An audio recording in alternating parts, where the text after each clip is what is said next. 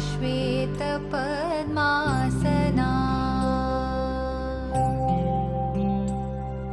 या ब्रह्माच्युतशङ्करप्रभृतिभिः देवैः सदा वन्दिता सा मां पातु सरस्वती भगवती निःशेषजाड्यापहा।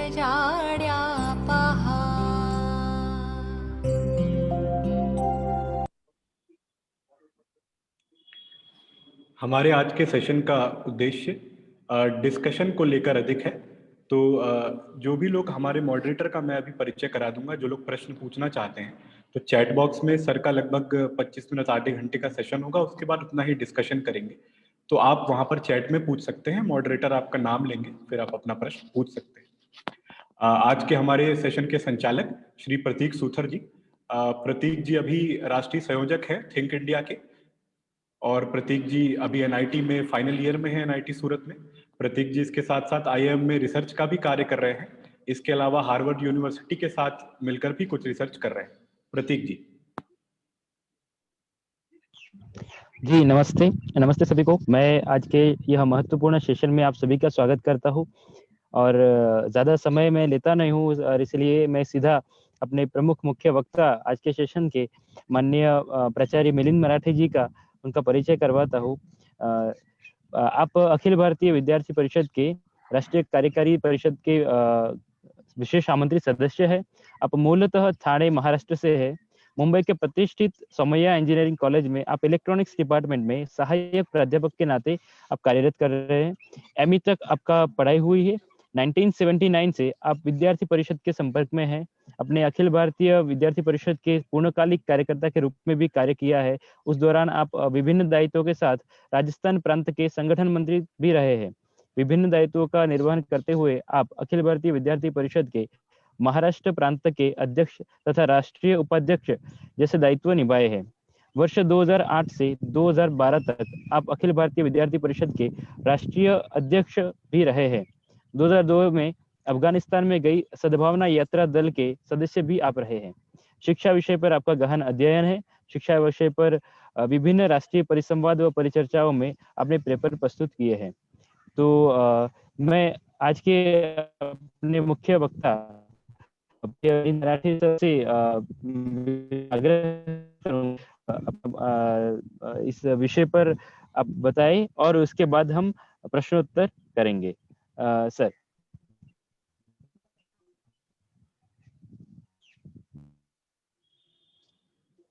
सर आप म्यूट पर हैं। सर आपको अनम्यूट करना पड़ेगा जी। नमस्ते सभी को। विद्या भारती उच्चतर शिक्षा विभाग आज के इस कार्यक्रम के मॉडरेटर श्री प्रतीक सुतार, और इस कार्यक्रम में जिन्होंने मुझे इनवाइट किया वो आदरणीय के.एन. रघुनंदन जी, उनका भी मैं आभार व्यक्त करता हूं।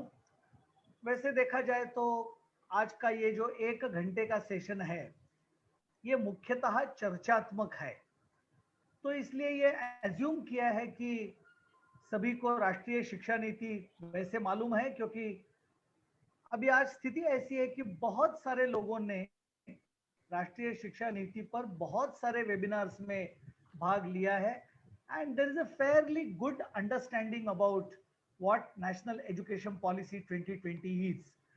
तो इसीलिए मैं उसके डिटेल्स में मैं नहीं जाना चाहूँगा, लेकिन आज के विषय टेक्निकल एजुकेशन का होने के कारण टेक्निकल एजुकेशन में इसका इम्पैक्ट क्या आएगा नेशनल एजुकेशन पॉलिसी का, इसके बारे में मैं कुछ मेरे विचार शुरू के 20-1 मिनट में मैं आप सबके सम्मुख रखना चाहूँगा, और उसके बाद हम आगे चलकर डिस्कशन शुरू करेंगे। वैसे देखा जाए तो इस शिक्षा नीति के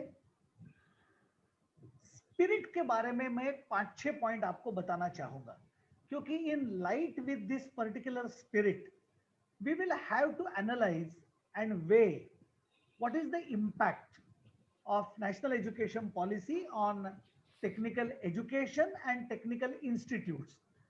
So to list out the few points which I call as a spirit of the national education policy, I will say flexibility in all respect, in terms of subject choice, in terms of multiple entry, multiple exit, in terms of interdisciplinary nature of the universities and courses.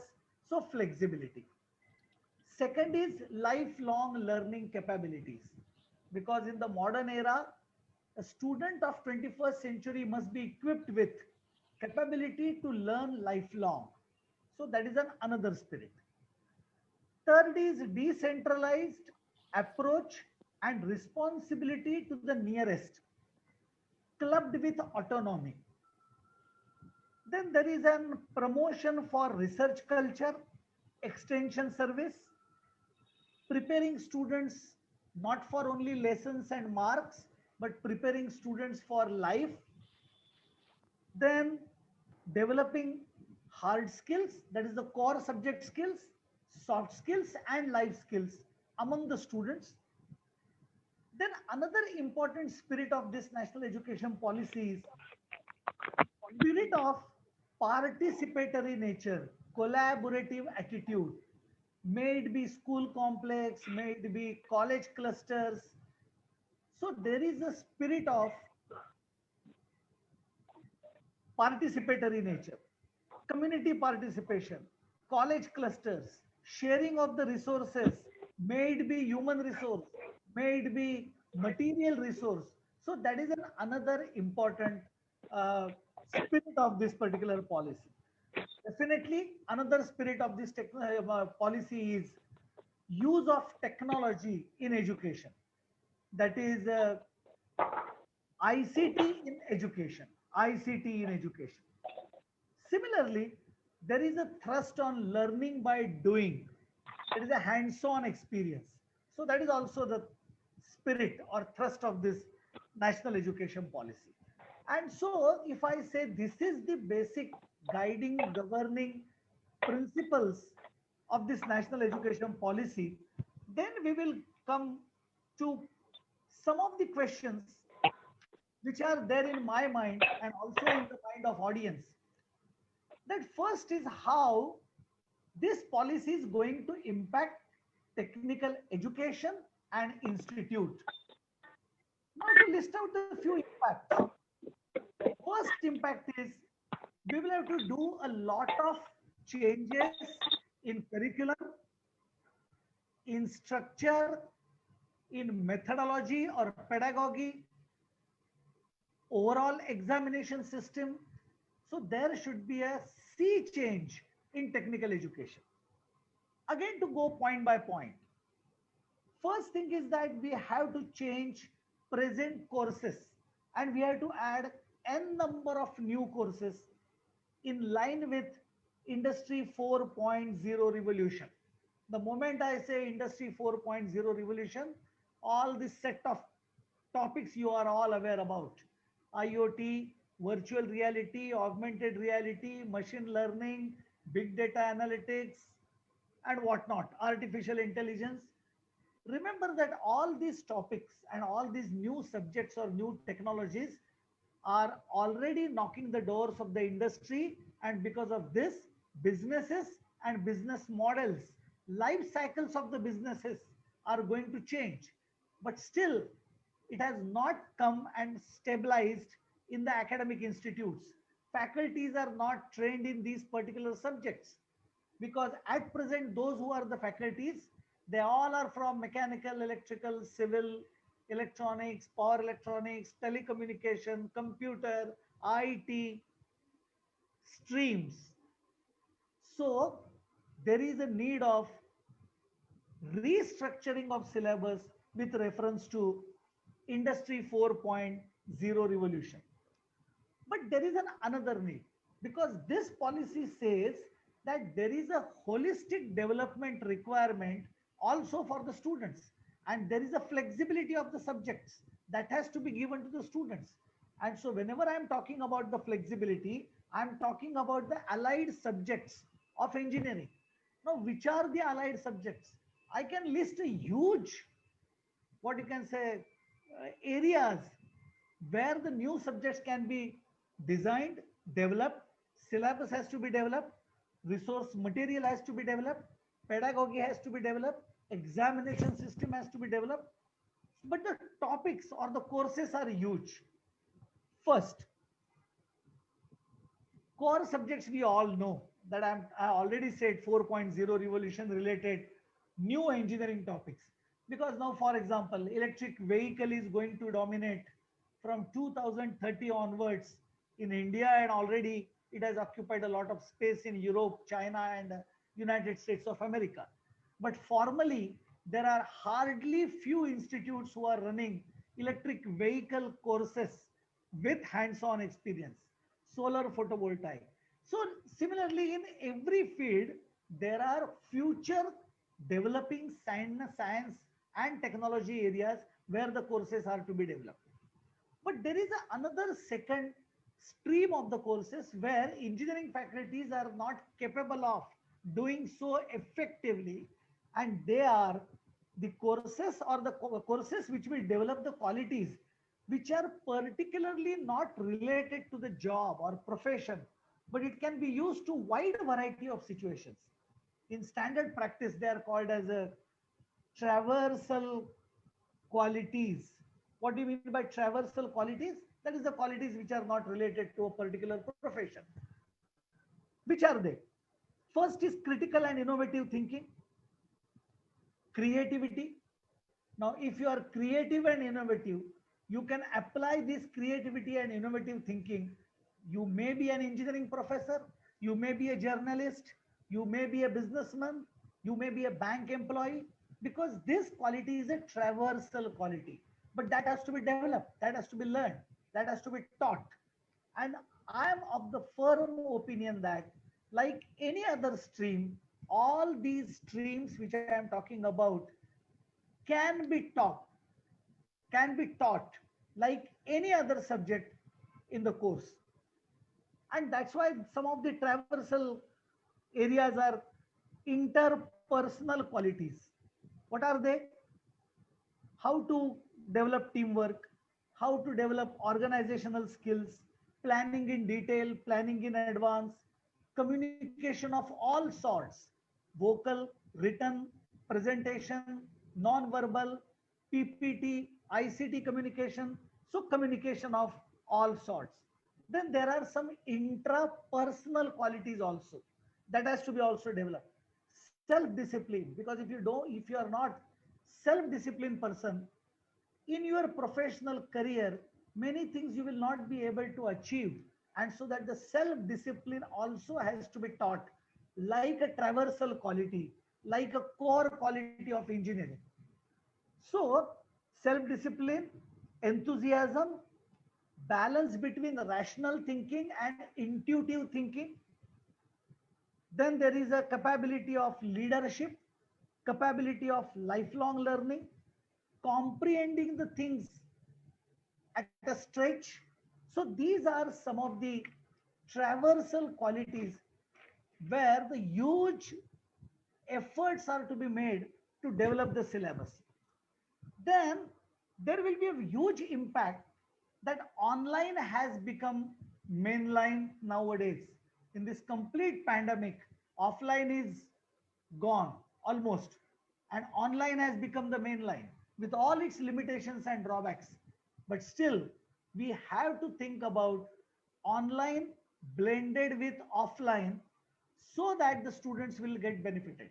So every institute, every college has to decide how much credits we can transfer to online, in what way. So that is another impact which is going to happen. Then third impact. So first is syllabus and introduction of various courses. Second is online and offline blending. That will be a big impact. The third one is all the institutes in coming future has to think not only about the placements, but it has to think about startups, startup incubation center, entrepreneurship, entrepreneurship development cell, some manufacturing, some repair activities, some licensing and tie-ups with the industry.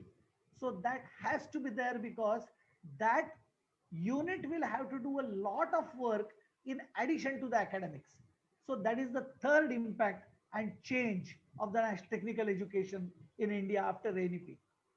Then there has to be a compulsory and rigorous industrial training, internship, apprenticeship facilities to be given by each and every institute to each and every students who has taken admission into their institute. Because otherwise, that student will not be qualitative as compared to another institutes. So with simultaneously with a good faculty, with a high academic background, there should be a team in each and every institute who will plan for this industrial relations internship for every student. So that is another huge task an institute has to take into account that is going to impact the administration. We many times in seminars and debates, we talk about institute industry interaction. But addition to institute industry interaction, there is a need of institute interaction also. We are working in silos. We are comfortable with our own ideas and our own institutes. We are not working together with the another institutes. So that has to be there. So we can go for developing laboratories with 2 or more colleges, join hands with the industry to develop center of excellence or some very high modern laboratory with the help of the industry. So all these things, collaborative efforts has to be made. That will be a big impact. And the last impact will be, we have to think about change in a pedagogy, change in an examination pattern,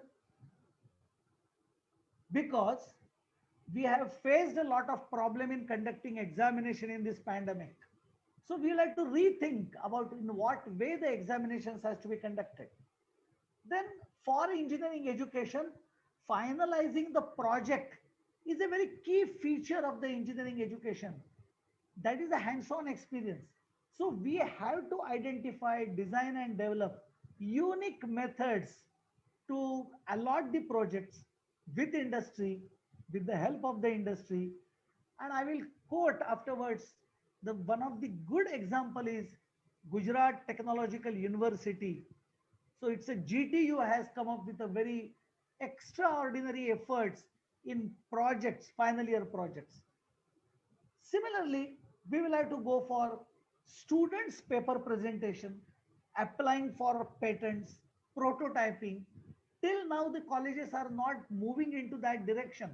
But after the NEP, we will have to move in that particular direction. So these are some of the impacts I am visualizing as far as the national education policy implementation in technical education is concerned. Then the next question comes in our mind is how the multidisciplinary universities will be the future. Because in policy it is categorically written that all standalone institutions has to be converted into multidisciplinary universities or they will be closed down. So that is the sentence that has been used. And there is a lot of discussion about this, that how an IIT, how an NIT, how an standalone engineering college has to be converted into multidisciplinary institute. Why it is so? Why cannot be only technical institute, technical university? Why we have to be a multidisciplinary university? And why if we don't convert, why it is a closure? Why that threat is given by the national education policy? So naturally these questions come in our mind. But what I will feel, but I am feeling that we must understand its spirit and the force or the strong will to implement that.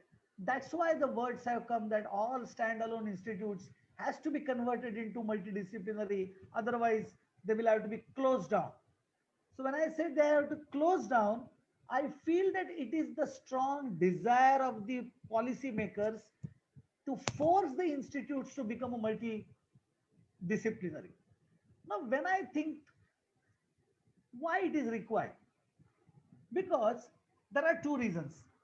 One reason is many times the universities are nowadays going in silos.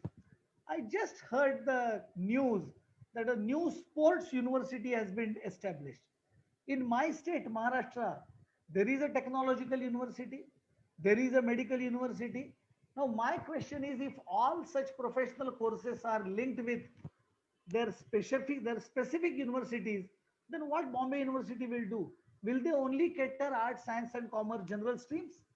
Actually speaking, the meaning of university is the location where universal knowledge is given. And remember that always real life problems are interdisciplinary. So actually speaking, we cannot work in silos. And if we work in silos, then the expertise from another field is not available. That is the reason why this policy is saying that large and multidisciplinary institutes or universities will be the future. Now just think about the engineering. Suppose my institute is engineering, can I not say that engineering students should not be aware about the foreign language?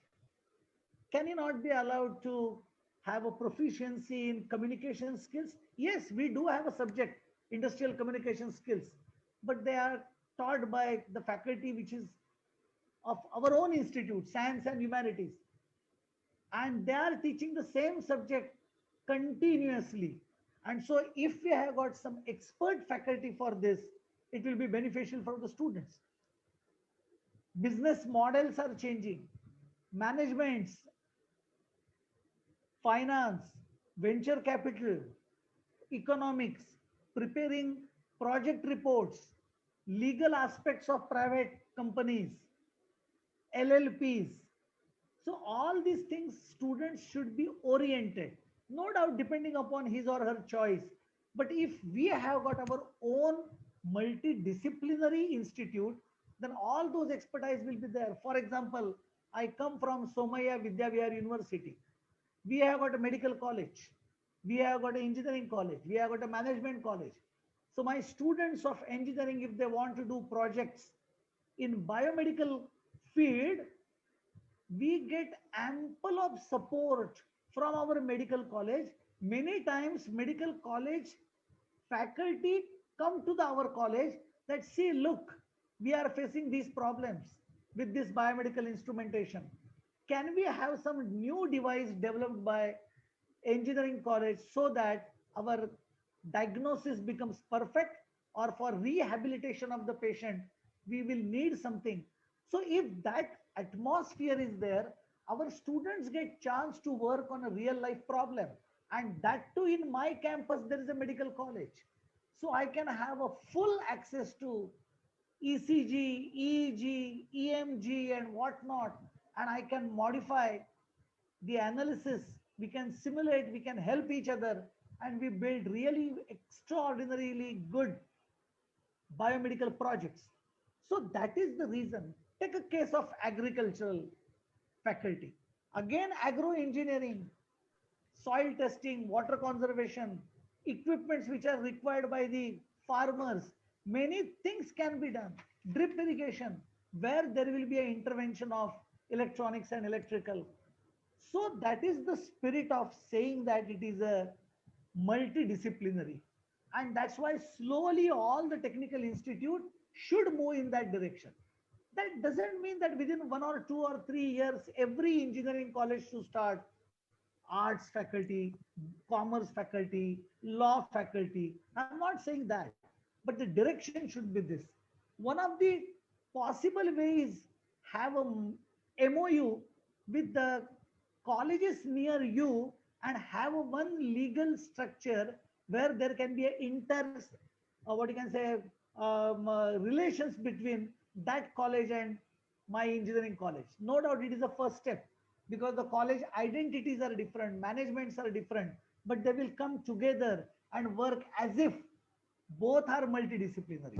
Another important thing is form college clusters, share everything, allow the students to mingle with one another, allow faculty to do that. So that will also be the one of the early solution for moving towards multidisciplinary nature. Now, what are the bottlenecks? I see clearly institutional ego and attitudinal ego is a bottleneck. And that ego is with our college authorities and with other college authorities also. IIT Bombay is very near to us, but how much interaction of IIT Bombay and colleges of engineering in Mumbai is, we will have to think. And so there is a need of close working. Then and then only the things will be in line. But remember that the IIT Bombay has also realized this. They have started courses in education technology, MSc, then Indian languages, foreign languages. Then they have started School of Management. So many interdisciplinary branches or faculties they have already started, and they are what you can say feeling that it is the need of the hour. So this is the experience of the IIT, and so I think that we will have to go in line with that. Then the third question comes that today it is said that engineering education and institute is quantity wise big, but quality wise it is not so good. So what should be done and how to improve the quality and research in engineering colleges? It is the point that question is very proper. To just refer the AICT website, you will find that in 2014-15, 39 lakh 61,000 was the total intake. Now, whether this intake is justifiable and whether it is in line with the economic needs and manpower requirement is a different issue. But at least in 2014-15, 39 lakh was the intake. And in 2019-20, the intake has dropped down to 32 lakhs 85,000. What does it mean? Clear cut 6 lakh 76,000 seats are closed. They're closed. And my experience in Maharashtra says that for last 5 to 6 years, around 50% of the seats in private government colleges is going vacant. So that is the reason why we have to think about the quality.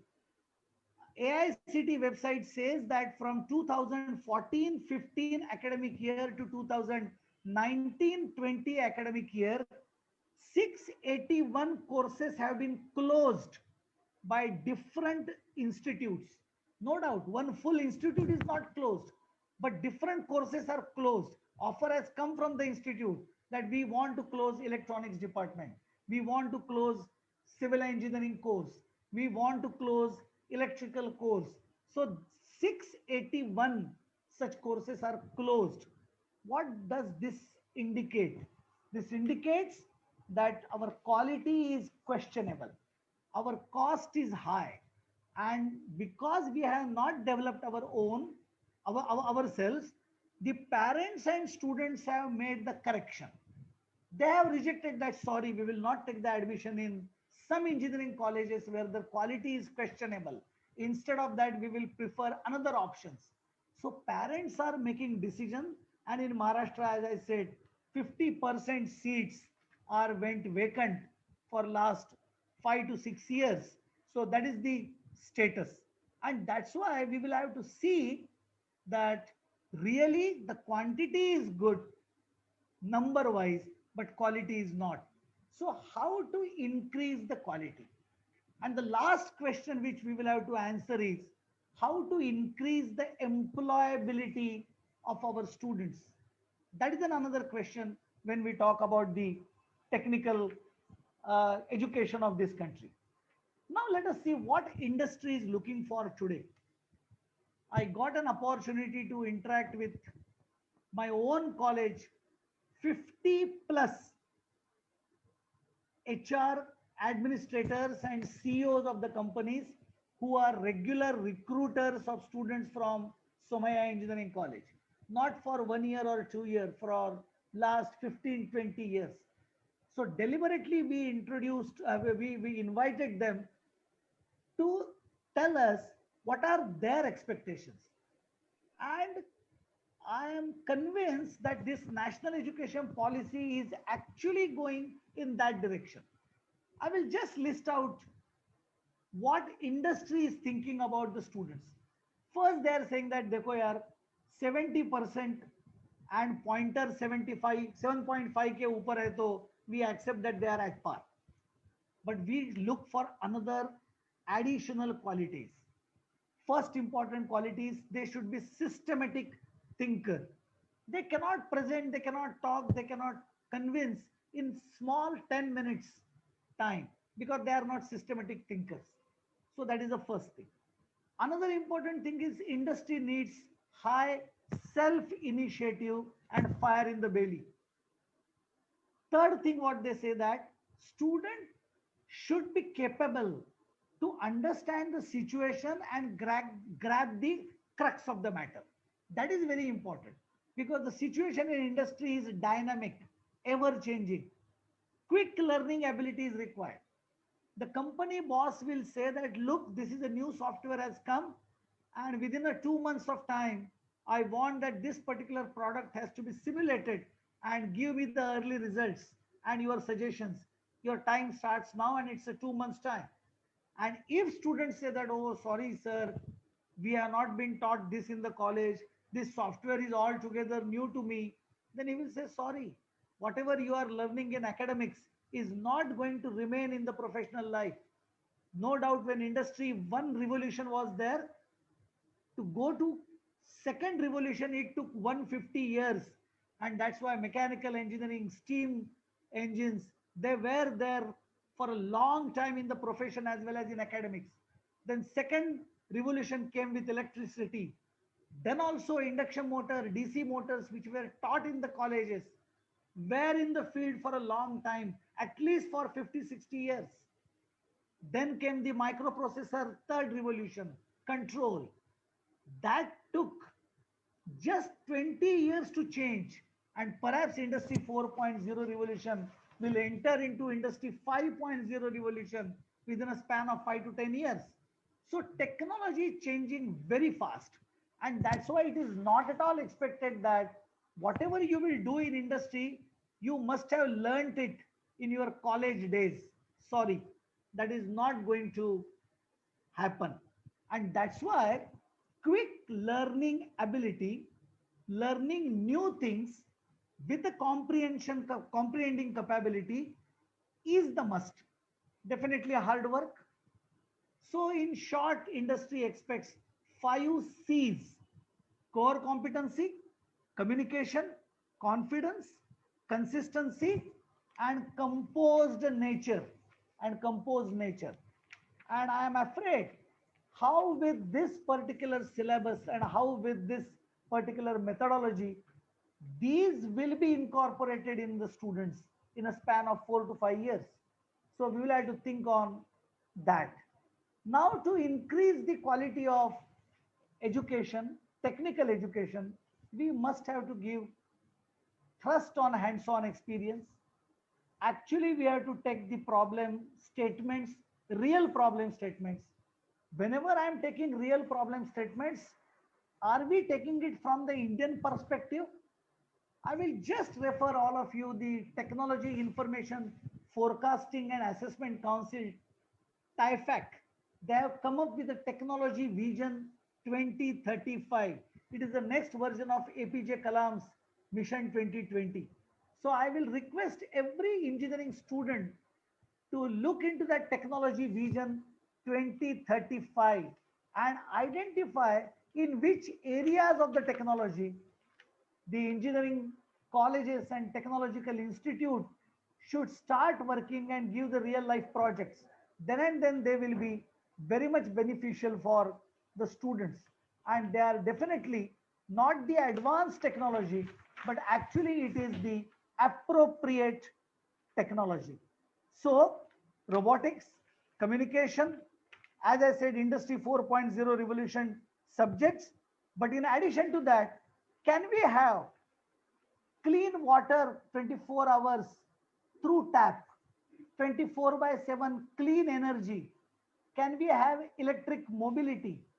Can we have control on climate change? Can we have control on degradation of environment? Technology which is friendly with that. Can we have a technology which will be helpful in fulfilling the basic needs of the human being? Low cost housing, food for everyone, making agricultural endeavor sustainable. So all these areas are there where we'll have to concentrate on the technological inputs, good habitat, public health. We have experience in this pandemic. What are the problems of migrant laborers? What are the problems of slum dwellers? So can our technology give solution to that? And that's why we will have to think about all these areas, and we'll have to consider it as a project. Another important thing to increase the quality is participation of industry is a must in project, in everywhere. I know that there is a term called as corporate social responsibility, but the time has come that we must have a corporate education responsibility. Can we have our faculties send 1 year to the industry where salaries is drawn from our own institute, but the faculty will stay there for 1 year and learn the industrial atmosphere, industrial skills, and simultaneously can a research and development second person can come in the institute, stay for 1 semester and conduct some courses and laboratory, so that there will be a mixing of industrial practical attitude and theoretical knowledge of institute, and it will be both will be beneficial. So that is some points which we will have to do in our engineering education, so that we will increase the quality. That's why the hands-on experience is at most important. Otherwise, we know that our students are not employable. Our thrust is on theory. Similarly, can we allow the students to take 30% credits from the institute where is not taken admission? Suppose IIT Bombay is running a course and a student is admitted in Somaiya. Can he be allowed to take 30% credit of the total credits, not from Somaiya, but by the eminent institutes and expert faculty all over the India? And why all over the India? Why not all over the world? So that ICT in education will have to be very, very relevant, and we will have to go for that. And perhaps with all these efforts, we may be able to increase the quality of technical education. Now, last point. Now, while doing so, we must consider that higher education central universities and few good private colleges, NITs and IITs should take lead. Institute of Eminence should be a model for national education policy implementation. Reorientation of the cadre in the education field is also very important. For NRF, Government and National Education Policy has declared National Research Foundation, NRF, and a huge task is entrusted to the NRF. But how it will work on ground? For that also we have to work closely with the industry. And so IITs, NITs, the leaders in technical education should be the forefront institutes who will say that we are going to implement national education policy with letter and spirit in our institute first, and with the handholding we will develop and bring other institutes to that level in first 5 years.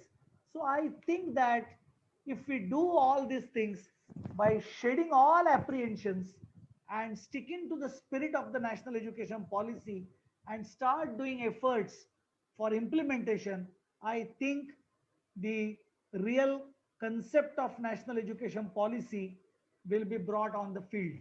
Thank you. Namaste. Namaste. Thank you so much, sir. As always, it was very informative and insightful talk for us. Now it's time for question and answer session.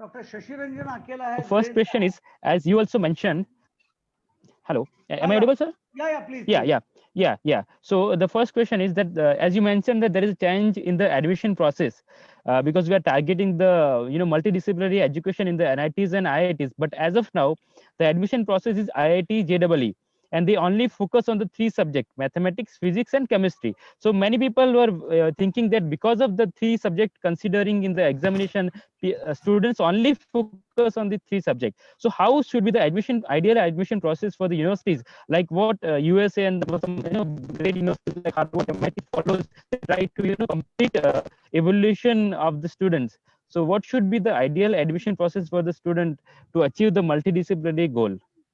See, what my idea of multidisciplinary is, in country like India, where the aspirants are more and where the avenues are less, we cannot go to the ideal situation immediately.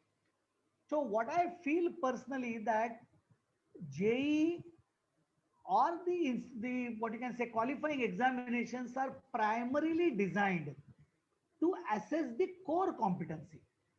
So I don't think that we should immediately change the nature of the JEE for another 3 to 4 years. Instead of that, let the students be analyzed for the competency in technical area. Let him get admitted. But once he is admitted, can he be exposed to 30 to 35% of the topics or the choices or the courses which are non-technical or non-allied with the core competency? May it be affirmative domain, may it be traversal skills. So I think that we should not think to begin with multidisciplinary nature at the time of admission, because if I'm going to enter into a medical profession, definitely my core competency has to be physics, biology, mathematics, physics, biology, and chemistry, but chemistry in line with medical requirement, biology in line with medical requirement. And so I feel personally that don't try to change at the entry level immediately, because it's all together new concept of multidisciplinary. So let us keep the JEE and everything as it is, because we are admitting student for the core competency technology, NEET is for core competency medical profession. So keep it like that. But once the student is admitted, can he be exposed to different types of courses which are in reality multidisciplinary? Then we will not take a burden of implementing multidisciplinary at the entry level.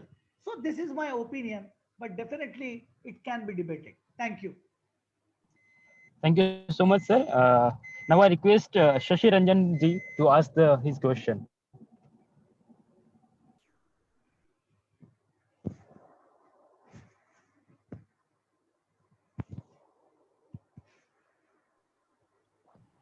Shashi Ranjan ji. Shashi Ranjan sir, आप unmute करके पूछ सकते हैं sir प्रश्न।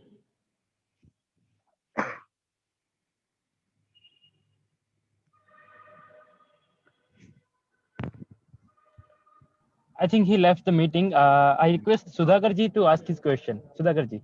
जी, नमस्कार sir.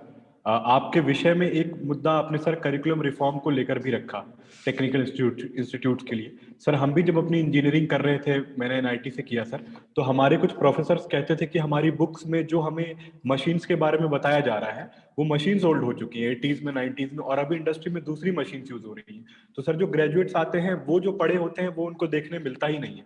तो sir एक industry और करिकुलम मिसमैच है सर, ये कैसे ठीक हो सकता है? क्या हमें इंडस्ट्री से मोर पार्टनरशिप चाहिए? इंडस्ट्री से मोर पार्टनरशिप तो चाहिए, लेकिन I personally feel that teacher should be ready to learn new things, because normally the teachers will teach the way they have been taught, and it is very difficult for the teachers after 45 age to acquire new things, because he is not trained in National Education Policy 2020. So the basic obstacle is in the mind of the teacher. So if I want to make the quality technical education, we must taught, we must teach the updated instruments, updated devices which are used in the industry, at least for final year. But there is a double mind in the minds of the faculty who is developing the syllabus. First year and second year, we cannot go for change drastically because that's going to be a basics. But now everything is becoming smart, smart device, smart meters. But in instrumentation, still we are teaching PMMC, moving coil galvanometers, ammeters, how the smartness can be incorporated to a device which is measuring a voltage. Can he store it? Can he sense the range? If it is going above the range, can he intimate and communicate that it is something different phenomena is observed, which will lead to the predictive maintenance? So all these things have come up now in the industry, but it has not come in the academics. And that's why, as you said, there should be a close working with the industry people. And that's why I say that why close working with the industry people? Can we not have that 15 industry people in Mumbai should devote one semester in different engineering colleges, delivering the lectures and devising a new course with a modern and updated technology which is there in the industry, and teach from the practicing engineers. Many times teachers are away from the production process, and because of that they are happy with teaching whatever they have learned. And that's why there is a two-way communication.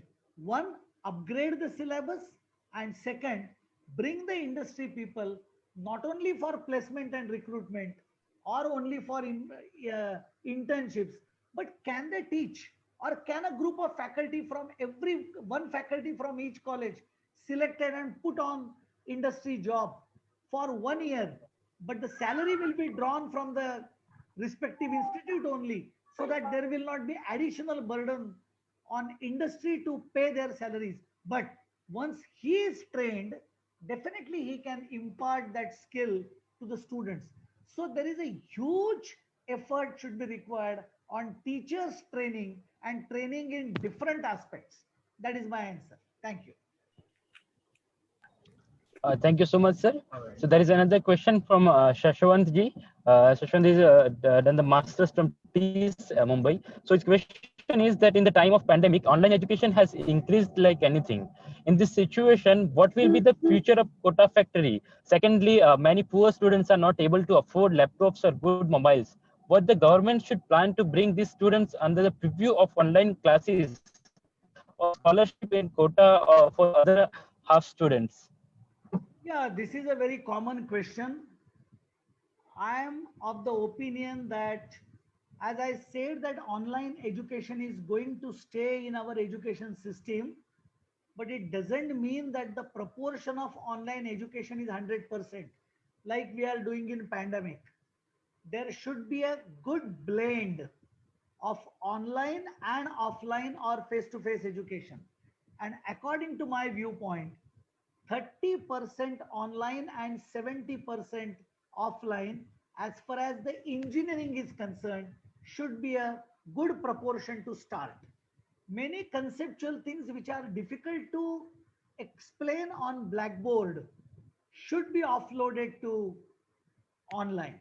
Another important thing in learning is there are two aspects of learning: knowledge and personality.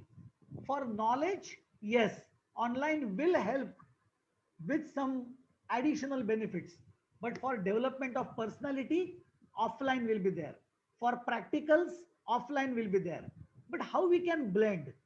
As a teacher, I know that when I explain the laws, let's say Newton's first law, second law, and third law, very common and very popular. The statement and explanation is very well documented, written in number of books and in digital form, and it is available today. But when 60 students in my class and myself gather together, I spend at least 3 lectures for 3 laws. Can I just prepare a video and send it to the student and say that please come prepared with this, and when we will meet person to person, we will talk about the finer aspects of these laws, application, design, evaluation. So this is called as a blended classroom or flipped classroom, which is already available, is flipped to online, and which is very critical higher order thinking that has to be discussed online when we meet person to person. So like that, many experimentation has to be done. And that's why when I'm saying that ICT is going to stay as a mainline education, I doesn't mean it is 100%, because I know that number of students are there who are deprived of all these facilities. But whenever I am saying online, I don't only say online is only data and internet. Fortunately, television penetration in this country is extraordinary. Can I not have 2 or 3 channels dedicated for education, and videos will be played with a top class faculty, and it is available to the student who is comparatively poor, but still he will have a facility of television at his residence? Because I am observing even in the slum areas of Mumbai, television penetration is comparatively good. And if not television, can we off some on Akashwani radio? What I want to say is that judicious blend of capability of online and offline has to be made. The moment we comment about the online, this is a very popular question, that what about poor students? We cannot left a single poor student out of this policy. And this policy is very specifically saying that socio-economic disadvantaged groups has to be taken with us, so that it is not the situation like pandemic that everything is online, even examination is online. So I feel that there should be a good blend of it. Thank you. Thank you, sir. So another question is from Kriti Bajpai ji. So what is the initiative of the new education policy for final year students, technical students who want to start their career as an entrepreneur in their final year? Will they get the practical knowledge? See, the actual implementation of national education policy is a parallel process. It will start right from early childhood to every section of the academics.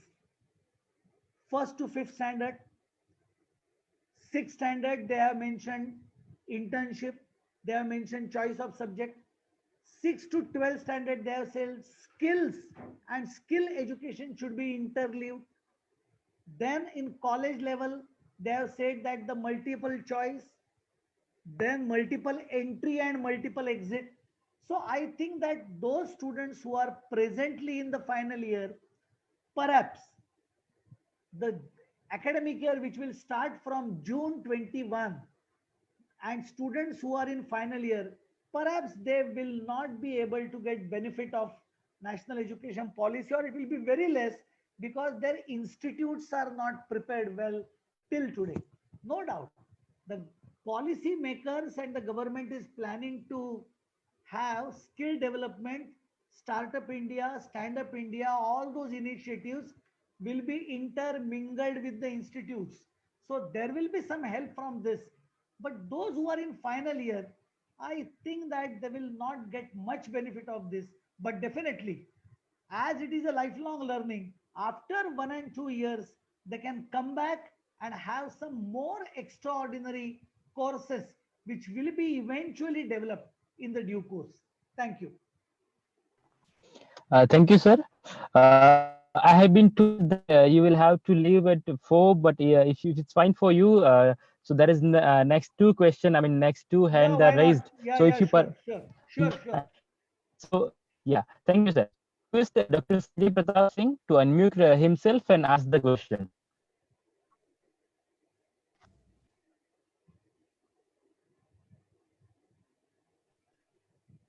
You have to unmute yourself, Dr. Sanjay Pratap ji.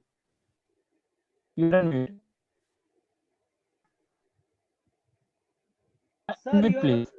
your voice is cracking. Doctor, hello, yes sir, नमस्ते sir. मैं Audible Sanjay Audible. Pratap Singh, और मेरा question थोड़ा सा ये personal हमसे related है। मैं सोच रहा था शुरू से ही पूछूं या नहीं, लेकिन फिर विचार किया शेयर करूं। ये जो इंटर डिसिप्लिन सब्जेक्ट और इंटर डिसिप्लिन जो मेथड की बात, उससे थोड़ा रिलेटेड है। जैसा कि मेरा स्टडी हुआ biotechnology, BSc biotechnology, MSc biotechnology Pondicherry university. इसके बाद मैंने फूड टेक्नोलॉजी में, फूड साइंस एंड टेक्नोलॉजी में पीएचडी किया, और अभी जस्ट मैं ज्वाइन किया गणपति यूनिवर्सिटी गुजरात मेहसाणा में लास्ट मंथ असिस्टेंट प्रोफेसर। सो मैं गेट क्वालिफाई किया। इसके बाद मैं लाइफ साइंस में CSIR क्वालिफाई किया। होम साइंस में मैं UGC नेट क्वालिफाई किया, स्टेट सेट क्वालिफाई किया। लेकिन मैं जब इंटरव्यू के लिए हायर एजुकेशन में जाता था तो ट्रीट ऐसे किया जाता था, I am not specialized person, mean something I know something this subject but some specific features, that type. वो कुछ क्वेश्चन भी अराइज होते थे कि why not you are focusing on particular area, your study and your way is very diverse. तो ये हमको एक क्वेश्चन भी मेरे माइंड में और एक आता था कि क्या ये कैसे। तो इस टाइप के मेरा एक रिलेटेड क्वेश्चन है, इसको किस अंदाज में मैं लूं, कैसे इसको मैं। मुझे लगता है कि unfortunately you are in a transition phase, and that's why these type of questions are asked, that if you are an engineering graduate, why you have done PhD in non-technical subject. Actually research is altogether different, and that's why the degree description is not doctor of engineering, but it's a doctor of philosophy. PhD is a doctor of philosophy.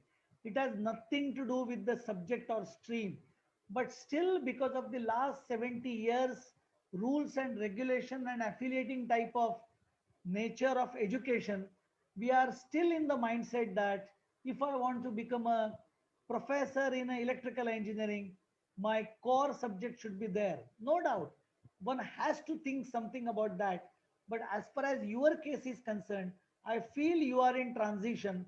So let's wait for another couple, 1 or 2, 3 years, and let this national education policy implementation get matured, and then people will realize your importance and your expertise in life science for sure. Thank you.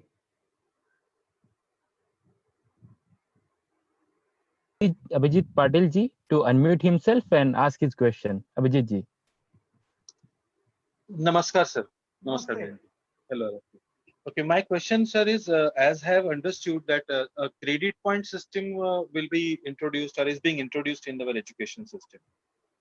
So if that holds true, what I wanted to ask you, for suppose PG courses abroad, how is is this credit point system going to benefit? Is it going to benefit? If it is, how? And the second part of question is, if this credit points system is at par with the international, like in US and Americas, so is at some point of time it's going to be possible that after 2 years of credit in engineering, the person suppose has to shift somewhere abroad, and those credits can be transferred there for another course. So these are the two main questions, sir. Please. Yeah, sure. See, the credit system is beneficial. We started from credit system because in a way, let's say 160 credits has to be gained by a student to become a graduate in engineering. I'm just saying 160 because I'm dividing it by roughly 20 to 25 credits per semester and 8 semester. That's why 20 multiplied by 8, 160, 25 multiplied by 8, 200. That's why I taken lower number, 160 credits. Every university will have slightly different thing. Now, whenever we have started with this credit system, till now, all the credits has to be acquired from the same institute. So once I took the admission in Somaya, I'm stuck up in Somaya.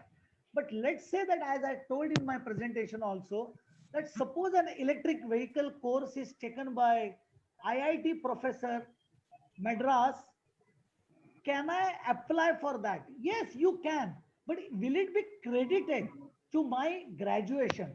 Now this policy is giving freedom through academic bank of credits, that I will go for that IIT Madras course. which will be of 3 credits. I will complete that. I will be examined by the IIT Madras. I will be awarded the certificate, but that certificate will only say that this student has acquired 3 credits equivalent of equivalent of topic electric vehicle. Now that credit will be added to me, and then Somaya will say, now because you have added an additional credit outside Somaya, now you are free to drop 1 or 2 subjects of equivalent credit 3, which has been taught in Somaya. So like that, the system will go with the academic bank of credits.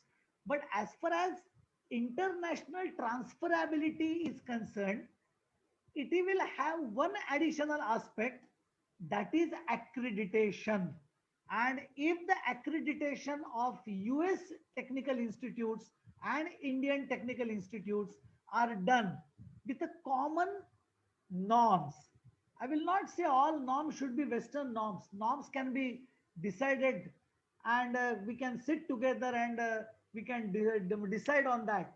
But if the norms are set together, and if the accreditation is done on similar lines, and if my Somaya is accredited, then US universities will say, okay, if you are done 2 semesters, that means roughly you have acquired 40 credits. You can transfer those credits to US university if I'm migrating from Mumbai to US. But that will be there only if the reference should be common.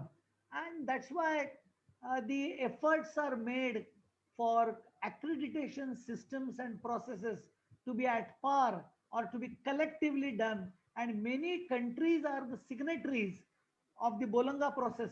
And if that materializes, then this transfer of credits, not only from India, not only from my institute, but from one country to another country is also possible.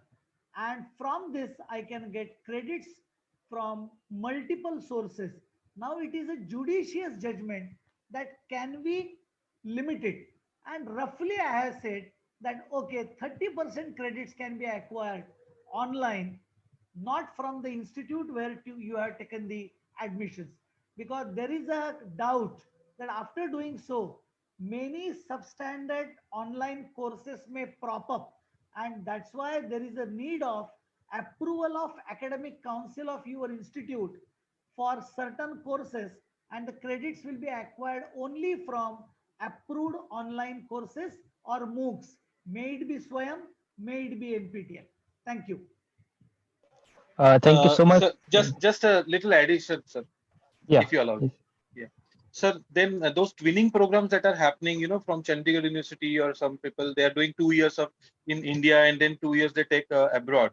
So I was under the impression that since that is happening, so there is some kind of a university level tuning happening between some countries and us. So Yeah, what you said is correct, but it is not across the country and not through the common rules and regulations.